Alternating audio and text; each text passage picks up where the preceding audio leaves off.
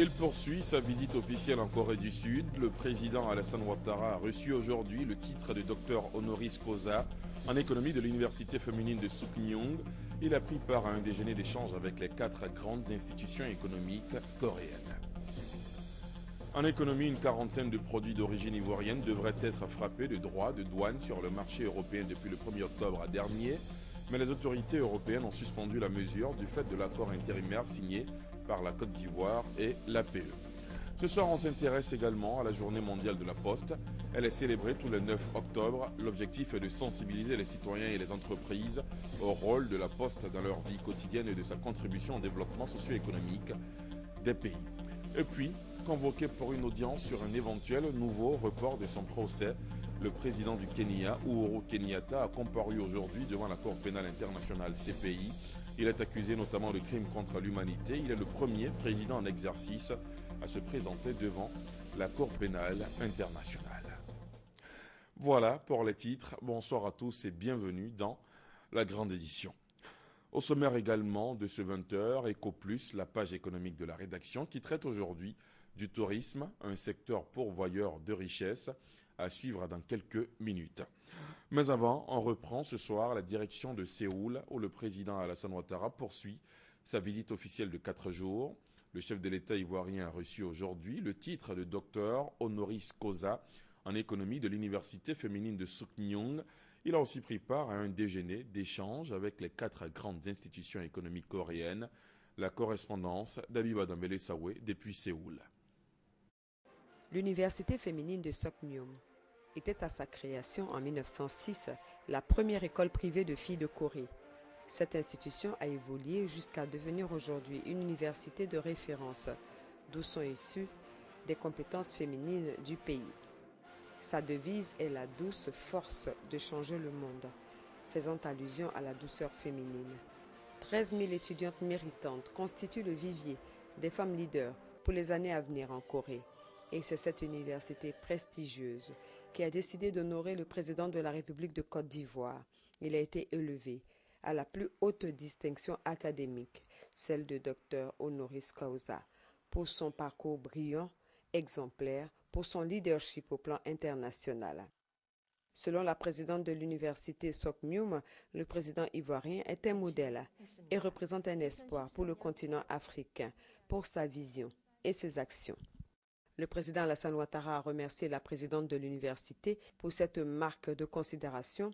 À travers elle, la présidente coréenne, avant d'égrener les actions en faveur des femmes et de l'éducation des filles en Côte d'Ivoire. En Côte d'Ivoire, dans le domaine éducatif, la politique de gratuité à l'école et la politique sociale du gouvernement, qui concerne la distribution des kits scolaires, la construction de cantines, ont permis une amélioration notable du taux de scolarisation de la jeune fille. Ce taux est passé de 77,5% en 2010-2011 à 89,8% en 2013-2014, soit une hausse de 12% en 3 ans. Plusieurs chantiers ont été ouverts par le gouvernement et je voudrais citer quelques-uns. D'abord au plan législatif, plusieurs textes ont été pris en vue de renforcer la protection des droits de la femme, en ce qui concerne notamment l'égalité des époux dans le mariage ou encore la protection de la jeune fille en milieu scolaire. Ensuite, au plan économique, un fonds d'appui aux femmes de Côte d'Ivoire a été mis en place par la première dame de Côte d'Ivoire en vue d'aider les plus démunis et leur permettre un accès plus large au financement de projets. En outre, le projet portant protection, promotion et autonomie féminine en milieu rural, lancé en février 2014, connaît un véritable succès. Troisièmement, au plan social, le gouvernement a procédé à l'ouverture aux jeunes filles des concours d'entrée à l'école militaire préparatoire et technique, ce que nous appelons en Côte d'Ivoire les MPT, ainsi qu'à la gendarmerie, jusque-là réservé aux seuls garçons. De plus, La réalisation du compendium des compétences féminines vise à favoriser l'intégration des femmes dans les instances nationales de décision. Le chef de l'État a souhaité par ailleurs le renforcement de la coopération avec la Corée dans le domaine de l'éducation. Un souhait réalisé séance tenante, un mémorandum d'entente de coopération a été signé entre l'ambassade de Côte d'Ivoire et l'université Sokmium. La cérémonie a pris fin avec une belle prestation de l'orchestre philharmonique de cette université féminine prestigieuse. Notre envoyé spécial à Séoul a aussi suivi pour vous l'ensemble des audiences accordées par le président de la République. Le docteur Alassane Ouattara a échangé avec le président de l'Agence coréenne de coopération KOICA, le président de la Banque Import-Export de Corée et le président de Dongsung Engineering. En toile de fond, le financement de projets de développement, notamment le train urbain Abiba Dambélé-Sawé. Le président de l'Agence gouvernementale de coopération KOICA, Kim Young-mok, est venu annoncer au président de la République Alassane Ouattara le retour de l'agence coréenne en Côte d'Ivoire. La KOICA se dit prête à accompagner notre pays sur la voie de l'émergence. L'aide octroyée à la Côte d'Ivoire dans différents projets en faveur des jeunes et des femmes et de grands projets d'infrastructures, notamment le train urbain, est estimée à environ 50 millions de dollars. Le président d'Exim Bank a confirmé pour sa part l'implication de l'institution bancaire coréenne dans le projet de réalisation du train urbain. Cette banque va débloquer près de 70 millions de dollars de prêts concessionnels à la Côte d'Ivoire pour ses projets de développement. Le train urbain, un projet cher au président Alassane Ouattara, car sa réalisation va permettre la modernisation et la fluidité du trafic. Le président de Dongsung Engineering se dit prêt à contribuer à la réalisation de ce grand projet. Nous avons parlé du projet de train urbain, donc Dongsan est le représentant du groupement qui est en train de travailler sur le projet. Donc on lui a expliqué l'avancée du projet et en même temps notre motivation et notre volonté de continuer pour le succès de ce projet. L'émergence en 2020 se précise grâce à ce pays ami de la Côte d'Ivoire qui est déterminé à soutenir les actions du bâtisseur Alassane Ouattara. L'Office national de la protection civile, ONPC, en collaboration avec le ministère de la Communication, organise aujourd'hui et demain un séminaire de formation des journalistes. L'instruction porte sur le plan Orsec, organisation de la réponse de sécurité civile, une manière de renforcer les connaissances des journalistes sur les thématiques majeures liées notamment à la protection civile au plan Orsec. Ce séminaire a ouvert ses portes ce matin ici à Abidjan Cocody en présence du ministre d'État, ministre de l'Intérieur et de la Sécurité, Noho Sangaré, Abou Sakno. La question de la protection civile, une préoccupation majeure. Les pluies diluviennes cette année ont causé de nombreuses pertes en vie humaine et occasionné d'importants dégâts matériels sur tout le territoire national. Face à cette situation, un séminaire a donc été initié pour former les journalistes sur le plan Orsec afin que ceux-ci soient des relais d'information auprès des populations qui sont exposées au risque de catastrophe. Cette formation permettra aux journalistes d'apprécier le rôle important qui est le leur quand le pays est confronté à une situation de catastrophe. Le risque zéro n'existant pas, l'organisation des secours reste le moyen par excellence de gestion des crises. Ce séminaire qui se tient du 8 au 9 octobre a pour thème plan Orsec, déclenchement et organisation. C'est à travers les médias que nous avons connaissance des catastrophes qui ont lieu de par le monde et c'est à travers les médias que les populations apprennent l'action du gouvernement à l'attention des populations sinistrées et pour informer la population correctement pour que les médias eux-mêmes sachent ce que c'est que l'Orsec. Qu'est-ce que le plan Orsec? Qui peut le déclencher? Qui en sont les acteurs? Quelle est son efficacité? Toutes ces questions seront débattues au cours de ce séminaire qui se tend sur 2 jours. Il est bon d'avoir des journalistes bien formés pour rendre compte, lorsqu'il y a une survenance d'une crise, de l'information à donner avant pendant et après. Cette formation-là, non seulement elle est bien pour nous-mêmes, mais quand nous allons la relayer, au moins on pourra sauver des vies. Le plan Orsec est un système polyvalent de gestion de la crise. Organisation des secours et recensement des moyens publics et privés susceptibles d'être mis en œuvre en cas de catastrophe. Les sociétés de collecte d'ordures ménagères ont repris les activités après 2 semaines d'interruption. La directrice générale de l'ANASUR, l'Agence nationale de salubrité urbaine, s'est rendue sur le terrain pour constater l'effectivité de cette reprise. Le compte rendu de Serge Gangoma. Cette tournée entreprise par la directrice générale de l'Agence nationale de la salubrité urbaine, ANASUR, Sarah Ouattara, depuis une semaine dans les communes d'Abidjan, a pour objectif de vérifier la reprise de la collecte des ordures ménagères par les sociétés commises à cette tâche. Ces dernières avaient observé récemment une baisse d'activité pour réclamer les arriérés de paiement liés à leurs prestations. Et l'État de Côte d'Ivoire, soucieux du bien-être des populations, a aussitôt répondu à leurs requêtes en leur versant les arriérés en question. Sarah Ouattara, sur le terrain, a pu constater une reprise effective de la collecte des ordures. Aux ménagères de mettre en pratique les consignes données par l'ANASUR pour rendre la ville propre et assurer à tous une santé parfaite. Le budget d'un État détermine l'action de tout gouvernement sur une période. Comment est-il élaboré et exécuté? Qu'en est-il de son suivi et de son évaluation? Pour le comprendre, l'Organisation des journalistes professionnels de Côte d'Ivoire, OJPCI, initie depuis ce matin un séminaire de formation de 48 heures. L'objectif est simple, il s'agit de renforcer les capacités des journalistes pour un meilleur traitement de l'information sur la thématique budgétaire. La rencontre se tient à la Maison de la Presse d'Abidjan. Plateau, Guy Roger Nguessan, Francis Boifo. Des journalistes en formation. Ils sont issus de la presse écrite et de l'audiovisuel. Thème retenu, élaboration, exécution et évaluation du budget de l'État.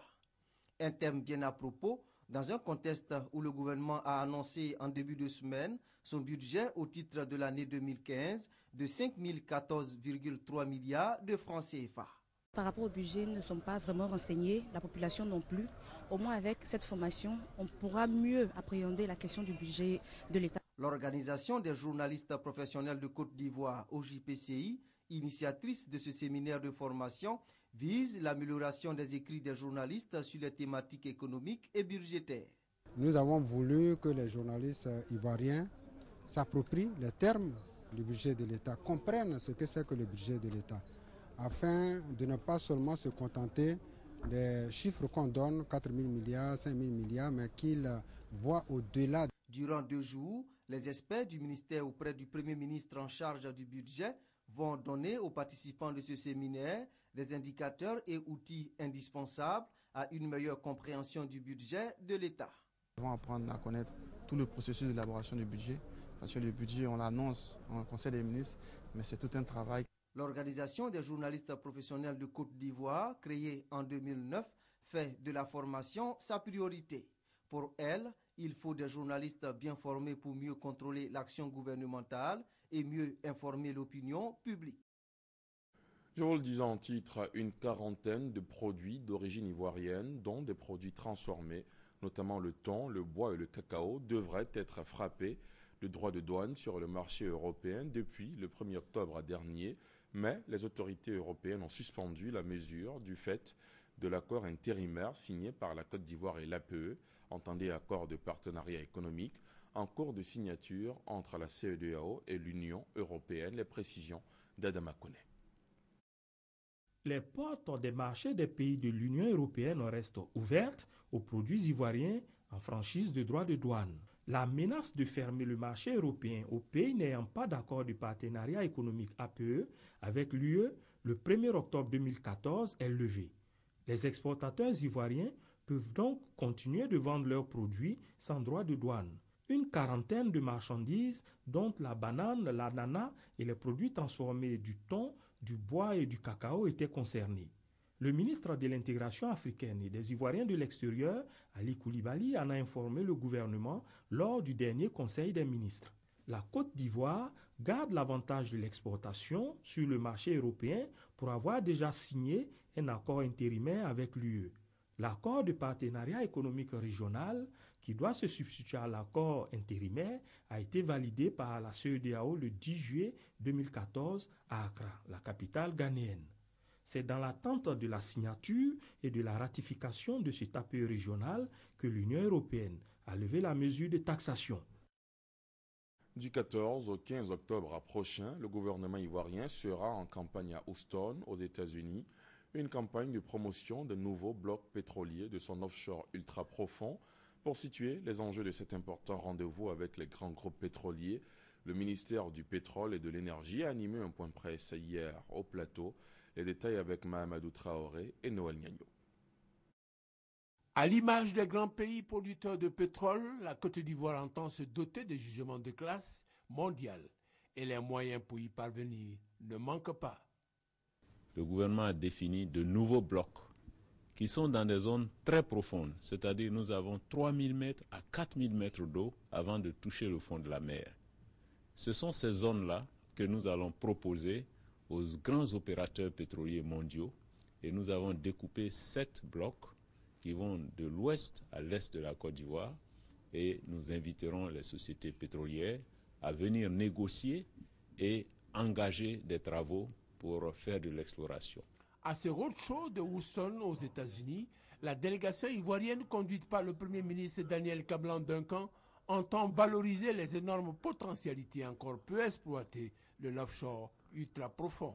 Et dans ces eaux très profondes, pour un forage d'exploration à 2500 mètres, 2000 mètres, nous sommes au-delà des 100 à 150 millions de dollars, un forage d'exploration. Et si on trouve la ressource en quantité économique, il faut ensuite envisager un forage de développement avec des plateformes qui se chiffrent en milliards de dollars. Autre enjeu de ce roadshow, augmenter la production d'hydrocarbures, notamment le gaz naturel, en vue de faire face à la demande sans cesse croissante en électricité. Une demande qui, de 1630 MW en 2014, se situera à 1800 en 2015 et probablement à 4000 MW en 2020. On s'intéresse maintenant à la Journée mondiale de la Poste. Elle est célébrée chaque année le 9 octobre pour marquer la date anniversaire de la fondation de l'Union postale universelle UPU en 1874. Le but est de sensibiliser les citoyens et les entreprises au rôle de la Poste dans leur vie quotidienne et de sa contribution au développement socio-économique des pays. Les pays membres de l'UPU sont invités à organiser des activités de sensibilisation de leurs clients et des médias à leurs produits et services au niveau national. C'est le cas de la Côte d'Ivoire qui annonce la revue de son code de la Poste. Que peut la Poste dans un paysage évolutif de la communication? L'activité postale, autrefois primordiale pour le rapprochement des personnes physiques et morales et partant pour le développement économique des pays, est en perte de vitesse. Supplantée par la facilité et la rapidité des nouvelles technologies de l'information et de la communication, l'activité est à la croisée des chemins. Il faut une bonne politique pour voir, sinon dans les années à venir, là, on ne parlera plus de la Poste en Côte d'Ivoire. Commémorant la 140e année de sa création, l'Union postale universelle entend tout mettre en œuvre pour maintenir l'activité postale. Partout dans le monde, les postes s'organisent pour relever les défis qui leur sont imposés par l'évolution technologique. Pour le gouvernement ivoirien, la seule option pour la poste locale est de s'inscrire durablement dans cette nouvelle dynamique en innovant, et le premier acte est une restructuration du secteur postal. Depuis fin octobre 2013, notre pays s'est doté d'un nouveau code postal en remplacement de celui de 1976. Ce nouveau code apporte des avancées en termes d'organisation du marché postal ivoirien.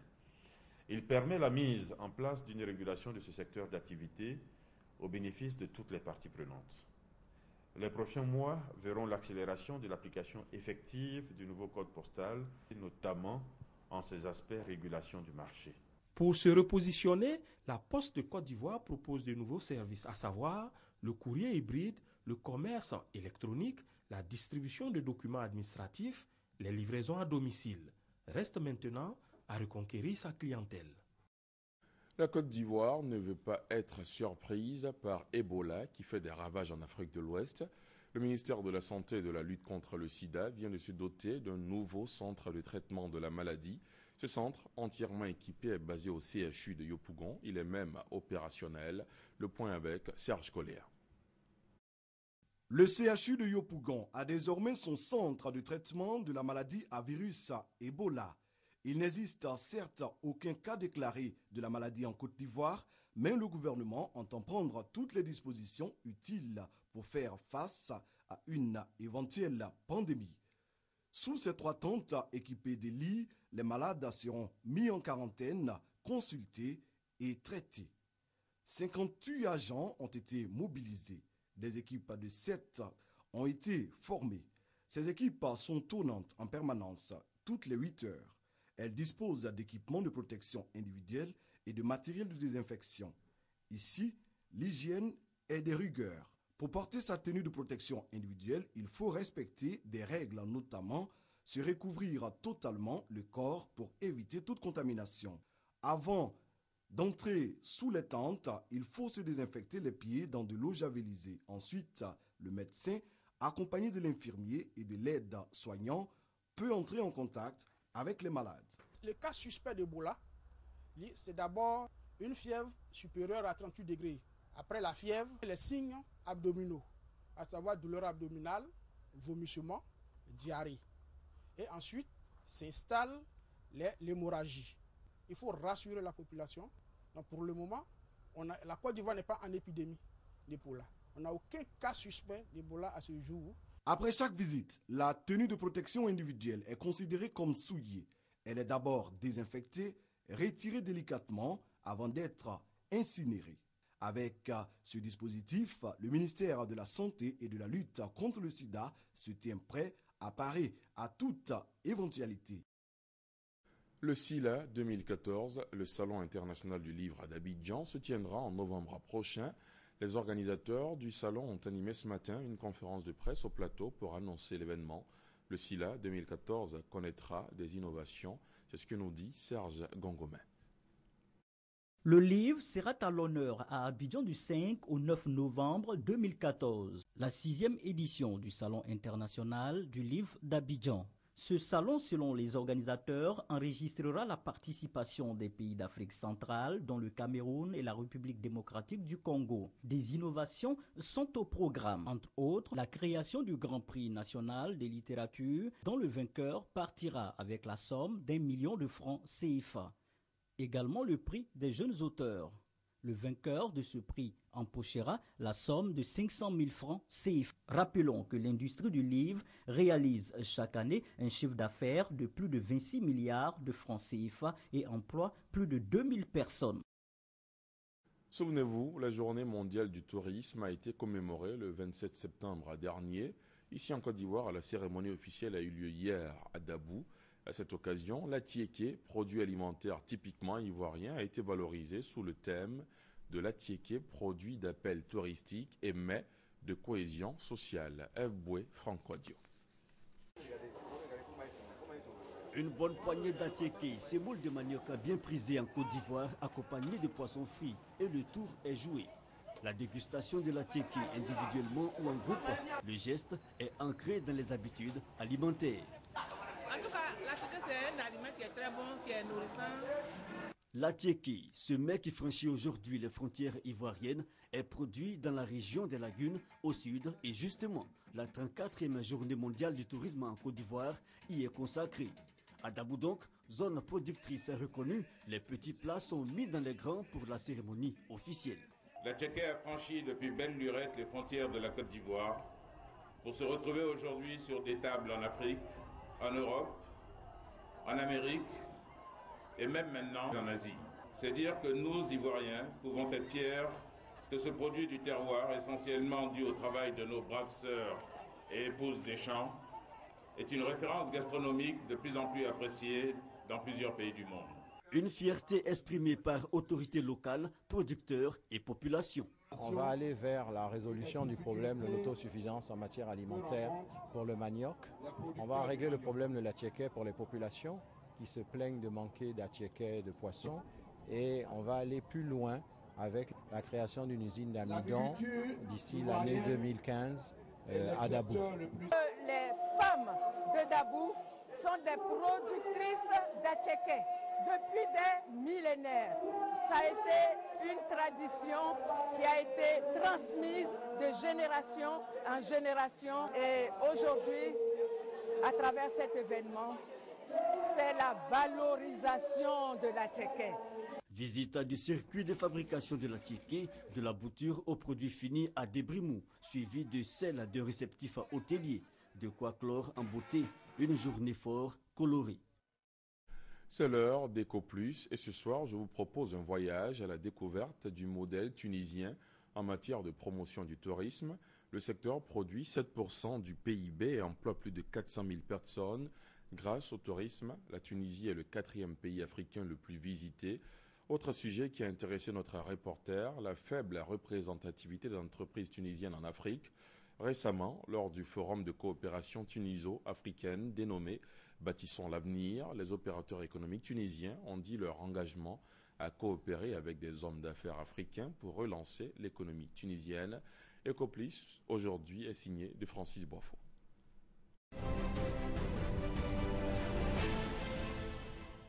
La Tunisie est située au sud du bassin méditerranéen en Afrique du Nord et s'étend sur 162 155 km². Avec ses 8 sites inscrits au patrimoine mondial de l'UNESCO, 300 km de côtes en grande partie sablonneuses et un climat méditerranéen chaud l'été et doux l'hiver, ses nombreux complexes hôteliers et l'architecture des villes, le pays est l'une des principales destinations des touristes européens en Afrique et dans le monde arabe. La Tunisie est le 4e pays africain le plus visité après l'Égypte, l'Afrique du Sud et le Maroc. Le tourisme tunisien est un secteur pourvoyeur de richesses. Dans l'économie tunisienne, le secteur du tourisme représente 7% du produit intérieur brut. Ces 7% sont réalisés par à peu près 800 établissements touristiques classés, 800 hôtels, qui représentent une capacité de 240 000 lits. Cette capacité nous a permis d'accueillir, avant la crise, jusqu'à 7 millions de touristes, dont à peu près 5 millions d'Européens. Au niveau de l'emploi, il y a à peu près 100 000 personnes qui travaillent directement dans le secteur hôtelier. Et il y a à peu près, pour un emploi direct dans l'hôtellerie, il y a 3 emplois indirects dans les autres secteurs qui sont le transport, l'agriculture, le bâtiment, ce qui fait qu'il y a à peu près un total de 400 000 personnes qui vivent dans le tourisme. Et pour permettre au secteur du tourisme d'attirer davantage de visiteurs chaque année, l'État a initié une politique qui prend en compte les actions amenées par les banques, les associations, la société civile et les autorités. L'État doit impulser, l'État doit réglementer, l'État doit contrôler, l'État doit aider le secteur privé à développer le tourisme sous toutes ses facettes, c'est-à-dire l'hébergement, le transport et l'animation touristique. Parallèlement, l'État doit mettre en place un système d'aide, d'incitation pour aider les promoteurs et leur montrer le chemin pour développer le tourisme. Je crois qu'en Afrique, les possibilités sont énormes, mais elles ont besoin d'être mises en valeur. Mettre en valeur les potentialités des pays africains. Certains responsables d'agences de promotion du tourisme tunisien le recommandent. Il faut d'abord y croire en ses traditions et ses mœurs. Et il ne faut pas beaucoup y croire sur l'État. L'État ne peut pas tout faire évoluer tout seul. Il n'y a pas la question d'argent, il y a la question tout d'abord de connaître ce que soi-même veut et ce que le peuple veut. D'abord, pour faire évoluer du tourisme, il faut d'abord s'associer tous ensemble. C'est d'être unis avec l'État. C'est de s'occuper un peu de tout ce qui est infrastructure, de tout ce qui est culture, d'engager des associations dans tout ce qui est un peu de nettoyage, de s'occuper des plages. En Tunisie, le développement du tourisme entraîne l'amélioration des infrastructures sanitaires et leurs plateaux techniques, si bien que le système sanitaire attire un autre type de voyageurs. On peut le dire, la santé contribue à l'économie. Selon les statistiques de 2013, plus de 400 000 patients, donc africains, qui sont venus en Tunisie. Ça génère de plus de 100 milliards par année et ça représente presque dans les 1,8 comme contribution au niveau du PIB. Outre la santé, le tourisme, l'agriculture, l'énergie, l'industrie et le commerce contribuent au développement de l'économie de la Tunisie. Pays dont le patronat veut impulser un nouveau dynamisme en termes d'investissement les 5 prochaines années. première destination, l'Afrique. Et nous avons remarqué que la Tunisie, elle est absente de l'Afrique. Et il y a pas mal de pays qui nous ont un peu dévancés en Afrique et nous voulons un peu rattraper ce retard dans tout le domaine de la santé, le domaine de la formation, le domaine du commerce, le domaine de l'éducation. La première mission que la présidente du patronat va effectuer en Afrique, ça va être Abidjan, la Côte d'Ivoire. Nous, on est en train de chercher des partenariats dans le domaine du transport aérien, principalement dans le domaine de l'entretien des avions, la formation des techniciens aéronautiques, la formation des pilotes avec des compagnies ou des sociétés en Afrique. Pour certains opérateurs économiques tunisiens, la coopération sud-sud s'impose si les Africains veulent participer au rayonnement du monde des affaires. Nous faisons appel aux décideurs tunisiens et autres et africains de leur dire que l'avenir de l'Afrique sont dans la coopération. Il est grand temps, nous avons les potentialités. L'Afrique est riche, mais cette richesse doit revenir aux Africains. Les décideurs d'aujourd'hui, gouvernements ou patrons ou autres, ils doivent penser aux générations futures. L'idée est de permettre aux pays africains de prendre une part importante dans l'économie du monde, parce que l'Afrique représente seulement 3% de cette économie. On termine ce journal avec ces images d'Ouro Kenyatta convoqué pour une audience sur un éventuel nouveau report de son procès. Le président du Kenya a comparu aujourd'hui devant la Cour pénale internationale CPI à La Haye. Ouro Kenyatta est accusé de crimes contre l'humanité. Il en est le premier président en exercice à se présenter devant la Cour pénale internationale. C'est la fin de ce journal. Merci de l'avoir suivi. Demain 20h, retrouvez Marie-Laure Ngoran. Ce soir à 23h, vous avez rendez-vous avec Hamza Diaby. Moi, je vous dis à très vite. Excellente soirée sur la chaîne qui rassemble.